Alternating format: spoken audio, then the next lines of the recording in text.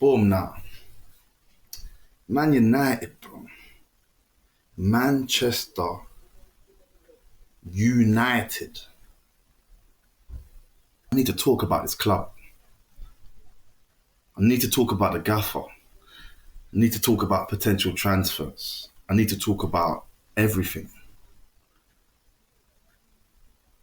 It's a shit show at the club.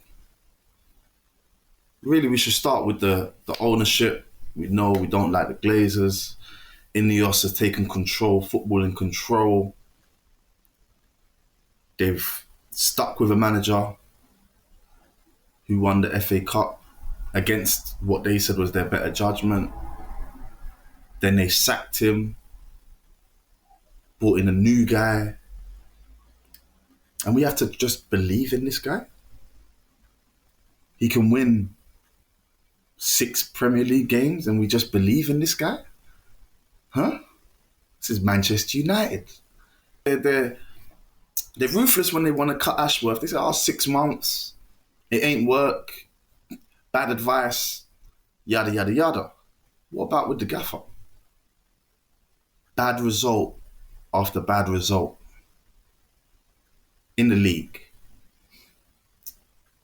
And now, going into next season, we're not going to have no Champions League. It's just going to be league, which the man can't seem to deal with. It's sad at this club here. So we've got Ineos, who now want to stick with their man, even though performance has shown this ain't the right man for the job. It's a results-based business. I understand it's not his team. I understand he's only had one window, a mid-season window, where you don't make massive overhauls of your club. I do understand that. But the Wolves manager didn't get a window, changed it around, performance-wise. Moyes came in, changed it around, they get results. It's a results-based business. You have to get results. With the manager and me, the problem started when he was speaking about, I play my system and I don't have the profile of players here. I'm going to keep playing my system. It's going to get worse before it gets better. I understood what he's saying because he talks well. But I didn't agree with the way he was going to go about it. For me, a good manager looks at the group of players he's got and tries to get the best out of them. I'm not saying it has to be the 4-3-3. That might not have been. It might have been a 4-4-2. It might have been. There's a system within a 3 at the back that he likes that it could run. There's so many different ways to play football. But what you're supposed to do when you're managing a club and managing a group of players and human beings is look at them, understand their profiles, and get the best out of them. That's where it started with me and Amorim. Then obviously, I took a hard look at his system to see what's so good about this system that makes it so hard for this guy to walk away from. Now, the system he plays, 3-4-3, they call it. It's not really a 3-4-3. But they're calling it a 3-4-3. It's a formation that in the you're taking a player from the attacking third and you're putting him in a defensive line, the extra player on the general formations that Man United's played in the past. In that midfield, players are too far from each other. That's why he wants to prioritise getting physically adept players. Because when the player gets the ball, the next man to support him is so far away. So I looked at the formation and I looked at it and I said, how would this work? The way it would work is if you get the best players in the world and put it in there, it will work, of course. It's one of those formations that if you get all the best players that could do, they'll be able, it'll be hard to beat. Cool. We're not in a position where we're going to get those guys. And there's not a lot of profile of those guys out there at the moment. Physically adept. Remember, this is the Premier League as well. This is not Portugal. Physically, you have to be physical. You have to be technical in England. The tempo of the game is fast. way faster than the Portuguese league. So I feel like he's come with this false thing that's worked for him already, and he's sticking to it too close while looking at the players who can't play the system. All right, cool. Forget the system. Forget the system. How does he go about managing the players now? Well, Eric Ten Hag in the first part of the season was annoying me because he signed Ugarte, we had Casemiro, and he never paired them together. Then when Ten Hag left, the 4 games that Van Nistelrooy was in charge, we got a few results and we played better. And the main difference I saw is he put Casemiro next to Ugarte. Casemiro, who was defensively adept but is lacking legs, put next to a defensively adept player, physical beast defensively, not the best technically, but to put the legs next to him, and then Casemiro can play, because not only is he defensively adept, Casemiro is a good deep line playmaker. He makes plays. He's better technically than most of the players in the squad. And that got us a little couple results, and some of the fans wanted Van Nistelrooy to stay, and some still wanted the right guy to come in. Amorim comes in, he talks well, opposite of Ten Hag. Ten Hag didn't talk well because English is not his first language, and he didn't have a big concept of English. And Amorim comes in, who speaks so great. He's called the poet, and every interview, he's done more interviews than get wins, but every interview is poetic. It sounds good, even when he's cussing himself out. I'm probably the worst manager. We're probably the worst team. He sounds good because he's being honest. And then it's like he's gaslighting everything that's going on. Yeah? The back end of the season and the Europa League campaign, where it looked like we was going to get something going, some silverware potentially, Casemiro played a massive part. One of the best players in that running. When Amorim came in, the first, off the top of my head, 12 games, 15 games, he's playing. Anytime he played, he didn't play Casemiro, but anytime he did play Casemiro, when he was doing his full team rotation, this is like a mini pre-season, he only paired Casemiro in one of the 2-6 rows next to Eriksen. You set him up to fail. So when I see the identification is lacking on personalities and characteristics of players, I had a problem with this guy. Okay, we keep going. The lack of using young players. You're talking about players can't fit your system and they're not the right profile. How many times did he dip into the under 21s and under 18s to find the right profile players? Young players do come with inconsistency, we know that. But how many times did he go through the youth teams that we have and say, oh, he could do well in my system, like Amas, let me get him in. Shea Lacey, Musa's in good form. He only brought Obi in because we, the fans, was forcing that. What about a different profile striker? What about Gabe Biancheri? What about Kone? We just see Kone playing the friendly yesterday. Look decent, more than decent. How come he prioritized playing Eriksen and Lindelof and Johnny Evans at times over players for the future? We knew that those players have no future at Man United. They're going to leave and sometimes, yeah, you need to get results now, but he's not getting results now. So what's the point in playing the older players? It made me sick to see on the last day, he gave the penalty to Eriksen rather than giving the confidence and the first Premier League goal to Chido Obi. He could have given Chido Obi his first Premier League goal, confidence, a goal within his first season, but he didn't do that. He chose to give a goal to someone who's not going to be there the next day, the very next day. What kind of mentality is this? Are you building for the future or are you looking to the past? I'm confused. Okay, let's go forward. He didn't go through the youth team and pick out the profile players that you needed, that you think could work. It's going to come with inconsistency, but you'll get the patterns maybe that you want. You might, you know, it don't take a rocket scientist. The man is not looking at what he's got and utilizing. The man is just talking well. I don't even know if he does anything on the training ground. I'll be honest. Because Yeah, we don't have time to train. We're gonna have time to train this season, but there's actually less chance for me, in my opinion. There's less chance to develop young players this season.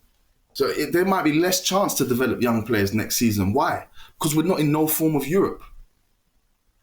When we're in the Europa League, once you get to the final, the season becomes like a 60-odd game season.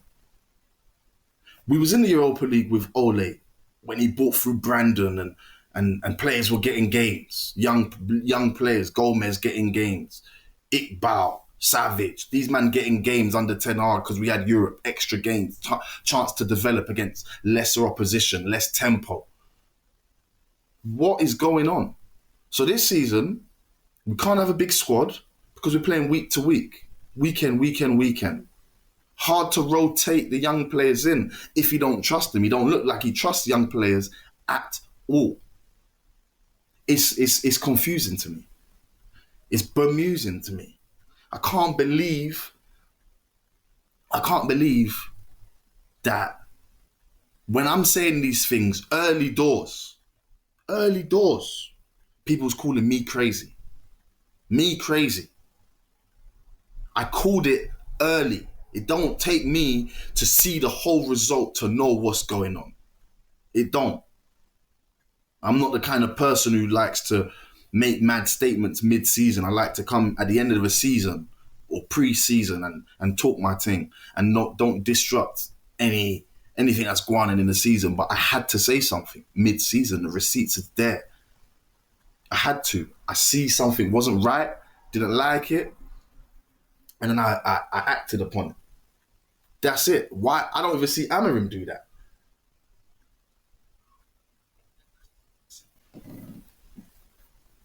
Are we back? Okay. So, with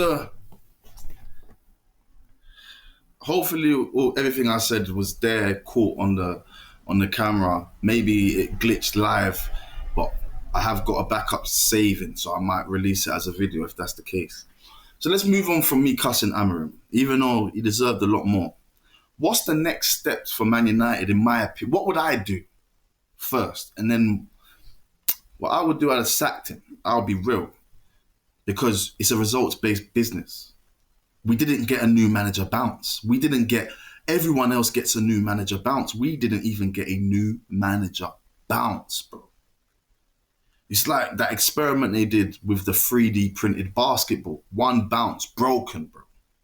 Horrible. No new manager bounce whatsoever. That tells me the players they're not being inspired by him. They went from someone who struggled with the English language a bit in Ten Hag, didn't speak as well, knew football for sure, and wasn't bad, in my opinion, wasn't bad. We just wanted more. We wanted to see style of play, pattern of play. He's just trying to get results. Okay. And then we've gone to speaks very well, and you can't inspire these players. You can't get a new manager bounce when you speak so well.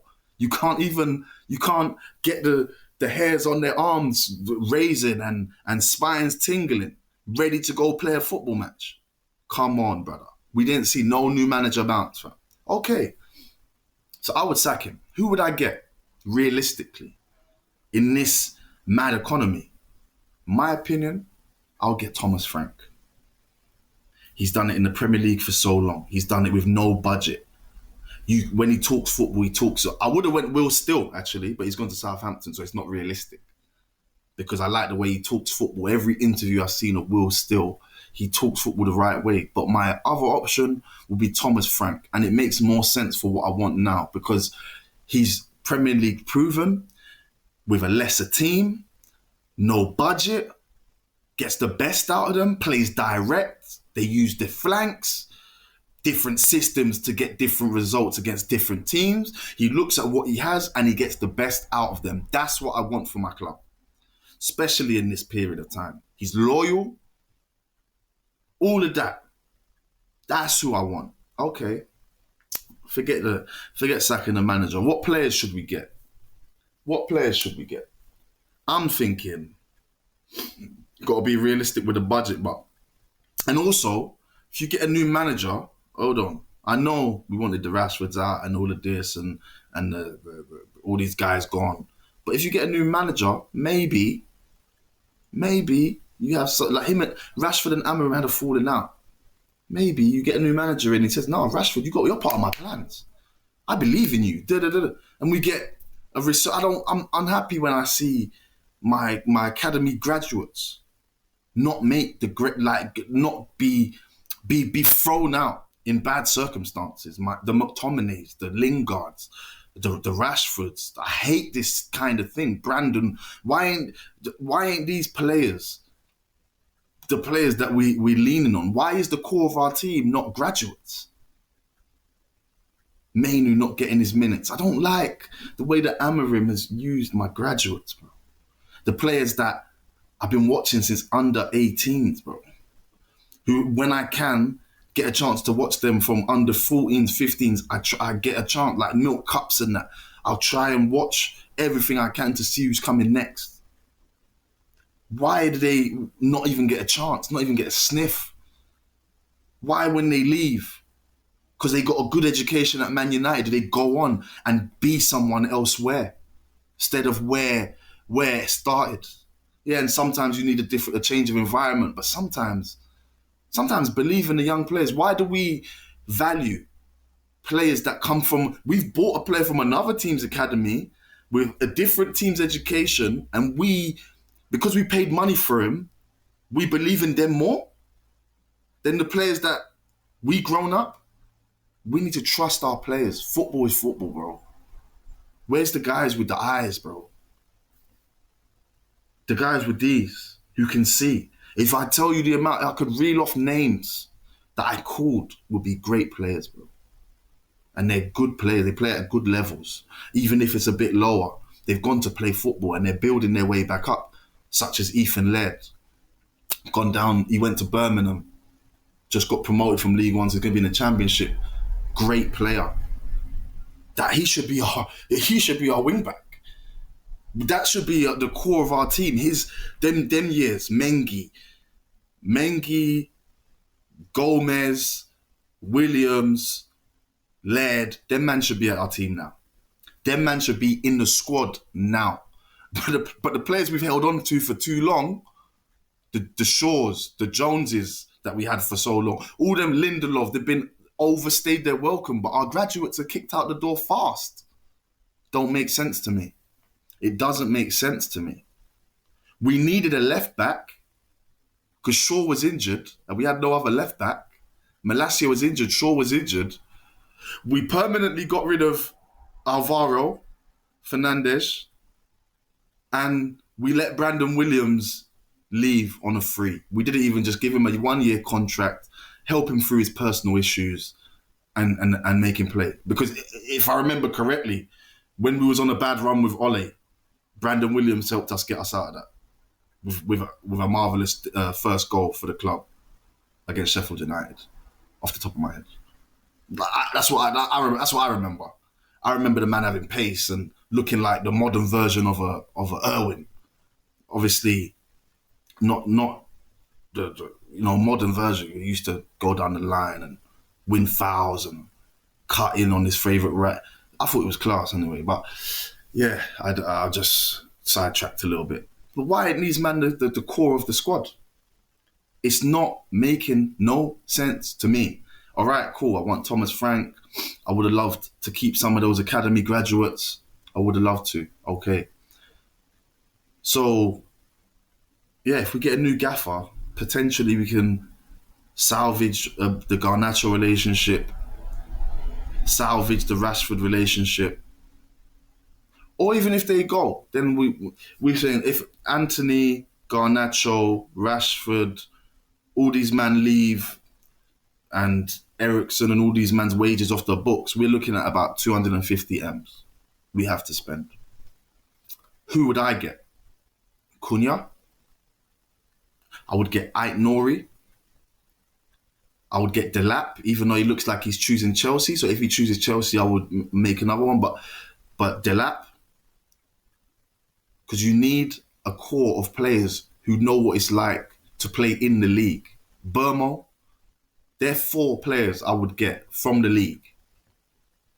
Then I would add sprinkles of youth talent from around the world. Nipan.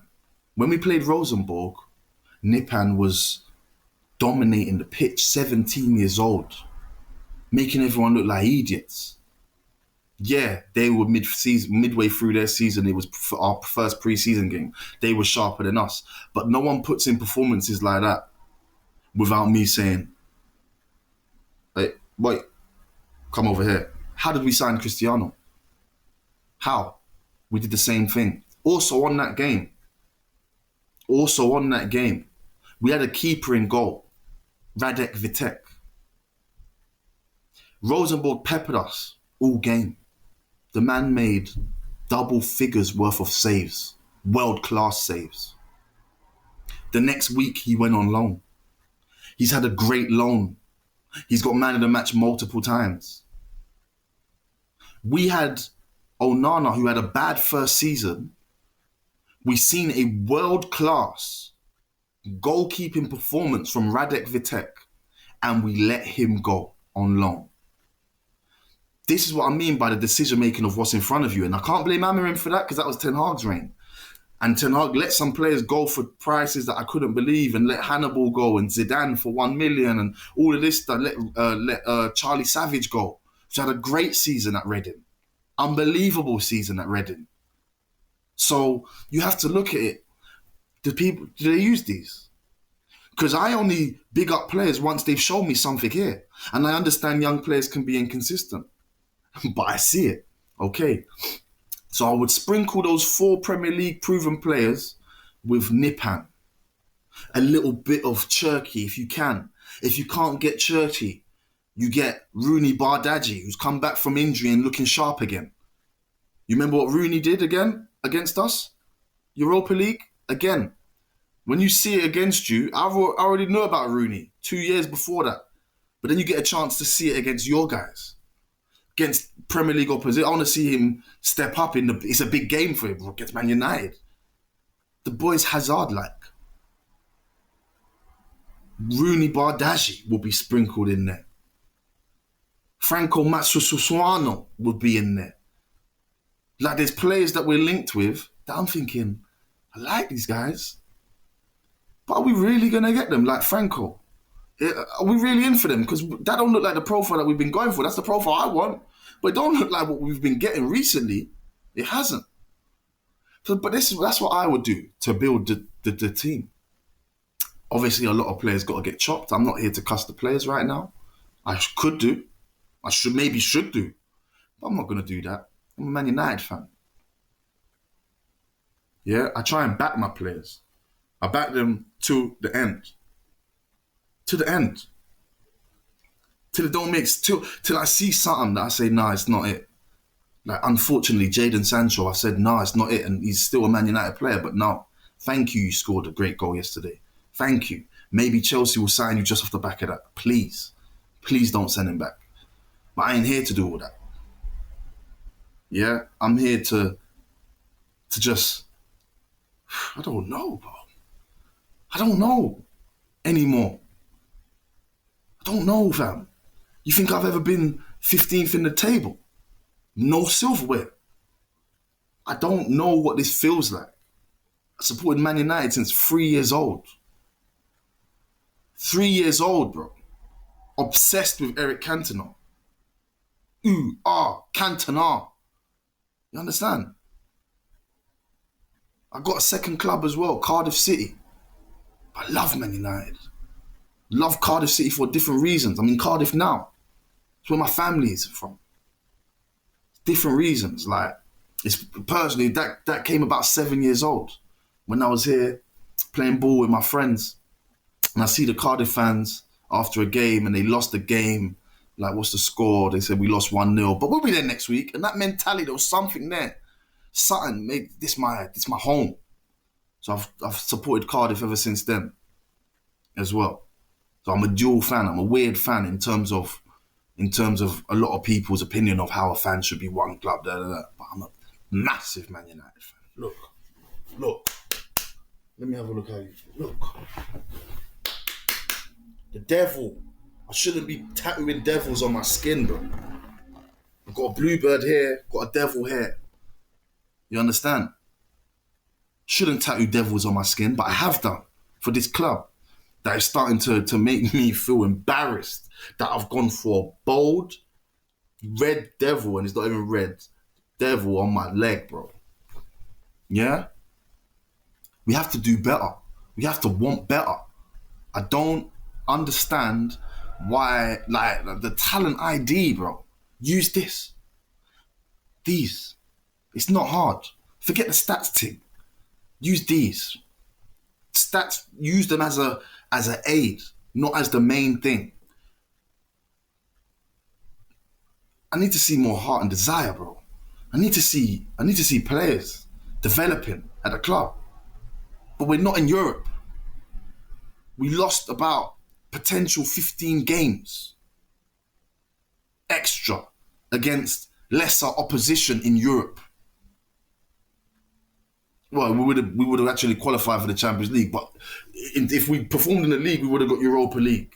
And yeah, in the Champions League, you don't have a chance to play the younger players, but maybe like we've lost them out of games, bro. Now it's going to be Saturday to Saturday to Saturday, a few Carabao Cups in there. Then after in January, a few FA Cups there in there. But it's Saturday to Saturday. That means we can't overfill the squad because you can only play an 11, and they'll probably be fit the next week and probably be fit the next week, and you want to keep the consistency, you might find your best squad. Okay? Young players get less chance to develop in terms of playing first-class adult football. Look at the different, like, you need to play adult football. Chido, raw, scores a lot of goals in the youth. Maybe because he's physically bigger than everyone else there. He's grown quick for his age. Sometimes it's like that. Like Chido needed to play adult football. You can see he hasn't come and scored any goals yet. I'm not getting onto him at all. He needs to develop. I'm just saying you need the game time with the big boys to really know where it's at. But you need to be trusted. He wasn't trusted enough for them to even put his name in the Europe squad. Then you think about, have we got any other profile of striker? Low centre of gravity striker. Gabe Biancheri, touted, big talent from Cardiff. Stolen by Man United. I'm happy because it's gone from one of my teams to another one of my teams. So I didn't mind it. But you got to give these boys a chance. Musa. I saw Musa back 4 in the first half of a game in the 18s, play well. Give these men a little sniff. Let them get a sniff of it. Where are they on the tour?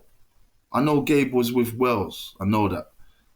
But where's give these lot a sniff, bro. Give them a feel, fam.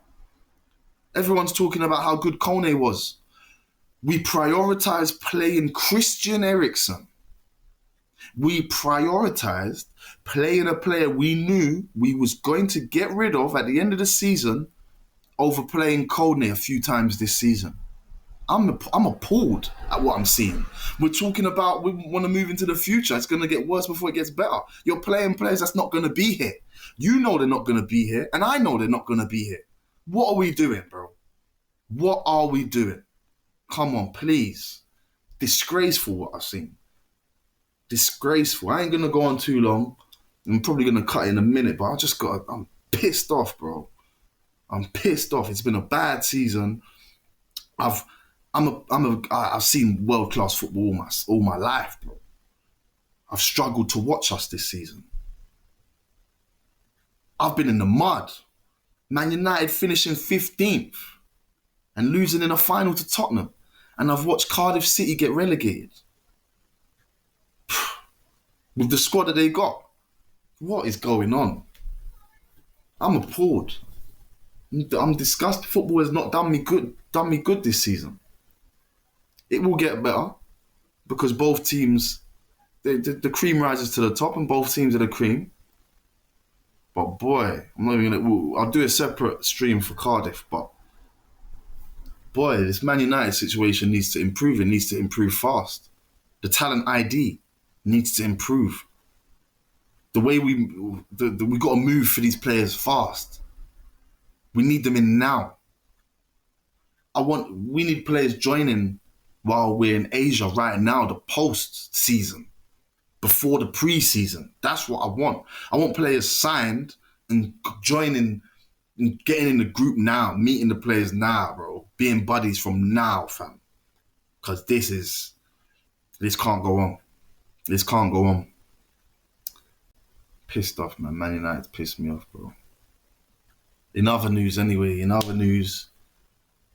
the Fives, Trent Park, and Roots TV League Season 2 is coming back. And Who's It TV is back in the league. We finished second last time around. We could call it third.